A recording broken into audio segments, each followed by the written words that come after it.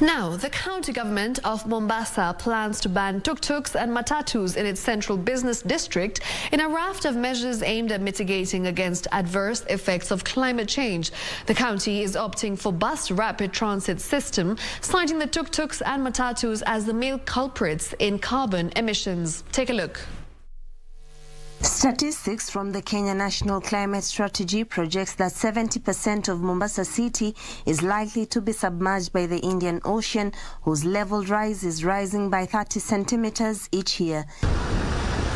This imminent threat, attributed to global warming, has prompted the county government to resort to drastic measures to reverse degradation of the shoreline and secure the city's ecosystem. If you look at some of our low-lying settlements, particularly the informal settlements, if we have a sea level rise, those settlements, people will be displaced.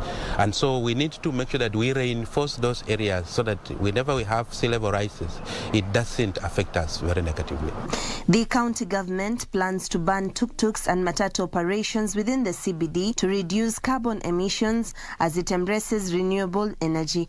Encourage people to use buses instead of tuk-tuks and small vehicles. To encourage the transition from use of fossil fuels in the transport sector to renewable resources and electricity if possible. The tourism sector will bear the biggest brunt of climate change as the ocean's marine life is threatened with extinction following the bleaching and acidification of coral reefs. Our coastal beaches are likely to be submerged, or we are likely to have the beach erosion. And if that happens, it affects tourism directly. The areas where we have fish breeding and rest, particularly in the mangroves, will be affected directly. And so the fish stock is likely to go down.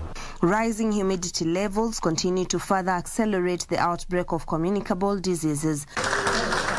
Through the enactment of the Mombasa County Climate Change Policy 2021, the Joho-led administration hopes to enact mitigation measures to contain the phenomena. Once the Climate Change Act is in place and the fund is established, then we will have 2% of our development fund dedicated for climate change adaptation and mitigation in the county. We are calling this process a co-creation process because it cannot be done by only one entity.